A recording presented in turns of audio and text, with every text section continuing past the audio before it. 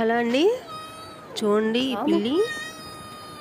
అది చిన్న పిల్ల ఉన్నప్పుడు ఇల్లు మారుస్తూ ఉంటుంది కదా, అలాగ పిల్లని తీసుకొచ్చి మా పక్కన స్టోర్ రూమ్ ఉంది గోడ పక్కనే, దానిలో పెట్టేసింది. చిన్న పసిగుడ్డ అనమాట.